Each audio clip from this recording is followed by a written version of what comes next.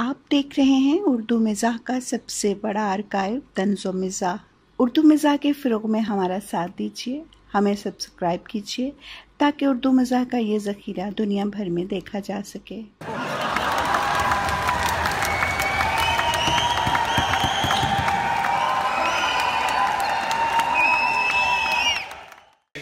पिछले दिनों फैज़ अमन मेला उसका बड़ा चर्चा था, उसके हवाले से मैंने एक तहरीर लिखी थी, उसका कुछ हिस्सा मैं आपको सुनाता हूँ। एक दोस्त मुझसे कहने लगे ज़रा जट की तारीफ़ करें। अर्ज़ किया होश के नाखुन लो, जट की तारीफ़ तो उसका सगा बाप भी नहीं करता।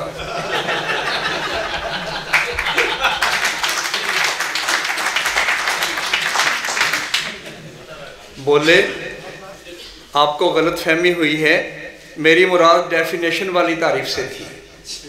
फिर अर्ज़ किया माफ़ी चाहता हूँ, जट की वो वाली तारीफ भी मुमकिन नहीं है।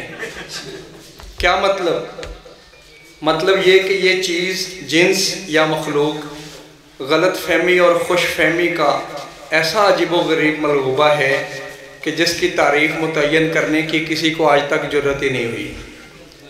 फिर भी कोई हदूदरबा तो होगा। आप यूँ समझ लें कि ये थोड़ा थोड़ा अक्खड़, थोड़ा लाइलक, थोड़ा मूंछ मरोड़, थोड़ा हुड़ मर्द, थोड़ा शेख चिल्ली, थोड़ा चिल्ली मिल्ली, थोड़ा दरवेश और थोड़ा तमाशबीन होता है। और अगर किसी में ये सारी खूबियाँ मौजूद ना हों तो वो सियासतदान हो सकता है, दुकानदार हो सकता है, सरकारी मुलाजम हो सकता है, मज़ानिगार हो सकता है, जाली पीर हो सकता है, ननकाना का रहायशी हो सकता है, बहुत अच्छे, वाह वाह, मज़ानिगार हो सकता है, जाली पीर हो सकता है, ननकाना का रहायशी हो सकता है, हत्ता के इंसान हो सकता है, जट नहीं हो सकता। ये बड़ा मुश्किल सा फार्मूला बता दिया आपने। सीधा और आसान फार्मूला तो ये है कि 20% पठान में 25% सिख, 30% शेख चिली और हस्बे जायका और तौफीक, अकड़, हमाकत और गैर जिम्मेदारी मिलाकर अच्छी तरह हिला लें तो भी जट तैयार हो जाता है।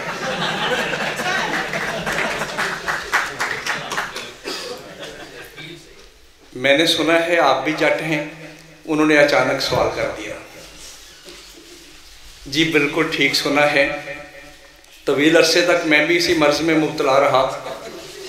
जब बहुत सारी दुआओं, नुस्खों, टोटकों, तावीज़ों, यहाँ तक कि तालीम, तदरीस, तसनीफ़ से कुछ भी अफाका ना हुआ तो डॉक्टरों, हकीमों ने कहा एनुलॉर ले लो।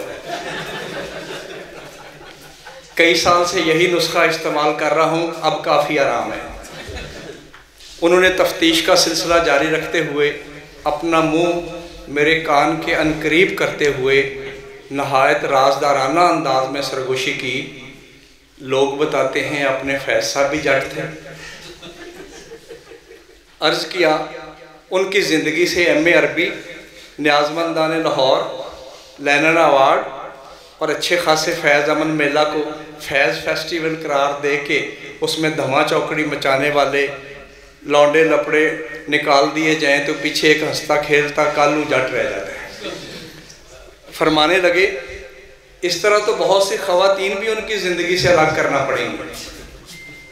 गुजारिश की कि अव्वल तो ख़वातीन के मामले में जट ज़्यादा बारीक हिसाब के कायल नहीं होते, और दूसरा हमने इसको एक मुश्किल टास्क समझ के छोड़ दिया है। मुश्किल टास्क मैं समझा नहीं। पहले तो उन्हें समझाने के लिए हमने कर्नल मोहम्मद खां का एक वाक़या सुनाया कि जब वो बजंग आमद का दूसरा एडिशन छापने लगे तो सैयद ज़मीर जाफरी से किसी तब्दीली या रद्दोबदल की बाबत मशवरा तलब किया। जाफरी साहब ने फरमाया मियाँ और तो सब ठीक है, लेकिन अगर इन कुतब में कतार अंदर कतार दर आने वाली तरादार मेमों की तादाद में कुछ कमी कर सको तो हम जैसे महरूमुन निसा लोगों पर एहसान होगा।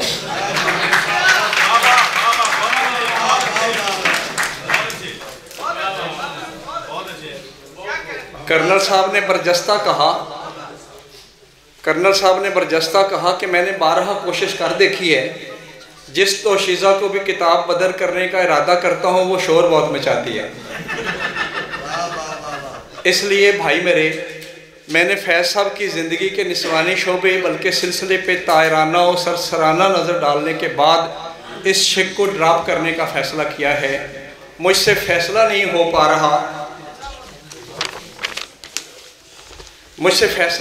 पा रहा कि नारोवाल के करीबी गांव काला कादर से चिट्टा चोला पहनकर शायर मशरक के ततब्बो में मरे कॉलेज की दहलीज पे आ बैठने वाले चौधरी सुल्तान अली खां कालू जट के 16 साला 7 सिपारे के हाफिज फैज़ अहमद फैज़ की ज़िंदगी में दर आने वाली मासूम सियालकोटी दोशीज़ा सादत की बात करूं, जिसने फैज़ की ज़िंदगी में शायरी की जोत जगाई, जिसके विसाल पर पंजाबी जट के अंदर शायर ने यूं अंगड़ाई ली थी। अज रात एक रात दी रात जी के असां जग हज़ारां जी लेता है, अज रात अमृत दे जाम वांगू इन्हां हत्थां ने यार नूं पी लेता है।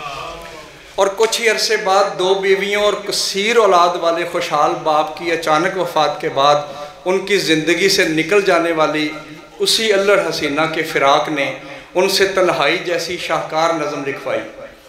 वो नज़म जिसे कई ज़मानों के बाद लंदन में मुकीम उनके एक परस्तार ने पढ़ने पर फैज़ को मशवरा दिया था कि नज़म अच्छी है मगर सुनसान बहुत है, इसमें तन्हाई ऐसे महसूस होती है जैसे लंदन में सर्दी, यानी लगती है तो लगती ही चली जाती है।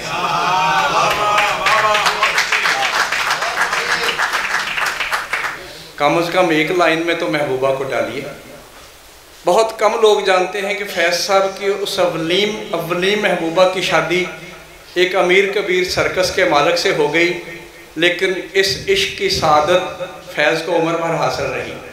उस लड़की का नाम भी सादत था। ये सादत फैज़ को उम्र भर रही, क्योंकि इस बात से तो आप सब आगाह हैं कि ई सादत बज़ोरे बाजू नीस्त।